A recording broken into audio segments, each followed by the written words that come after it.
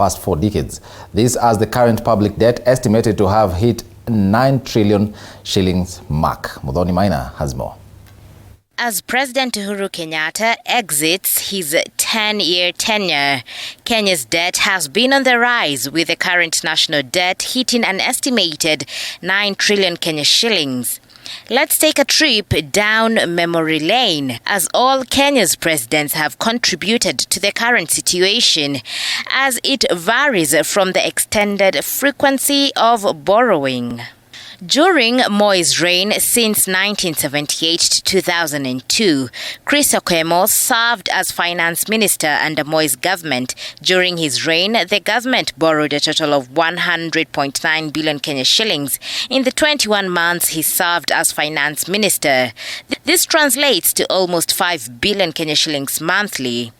Chris Obure served as the second finance minister in Moi's era. He borrowed a total of 23.2 billion monthly for 21 months. In total, Moi's government borrowed 124.1 billion Kenya shillings.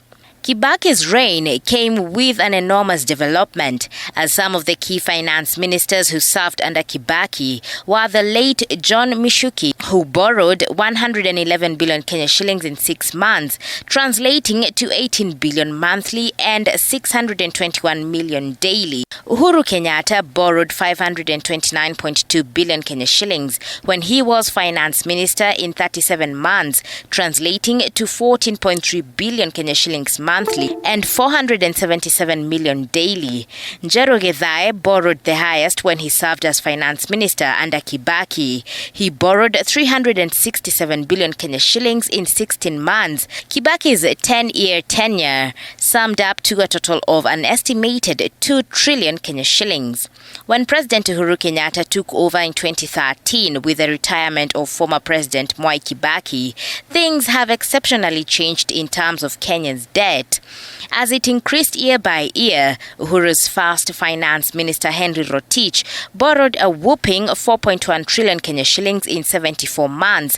Then came in Yatani borrowing 1.7 trillion in 16 months, translating to 77 billion Kenya shillings monthly. In Uhuru's second term, the national debt was as follows: 4.1 trillion in the year 2017, 5.04 trillion in 2018, 5.81 trillion in 2019, 7.5 trillion in 2020, 8.02 trillion in 2021, and now at an estimated 9 trillion in 2022. As Ukur Yatani tables that financial budget 2022-2023, the country is currently in a debt crisis, as the budget faces over 800 million deficit and is likely to borrow more than 846 million Kenya shillings, even with the 2021-2022 financial year budget reading. Come the August 9th polls, the next preferred presidential candidate has a lot to carry on his shoulders, as there will be an inheritance of an estimated 1.3 trillion Kenya shillings loan payment in the first year, overtaking recurrent expenditures, presenting a headache to Kenya's next president, who will have a narrower fiscal space for balancing the budget. Muthoni Maina, TV 47.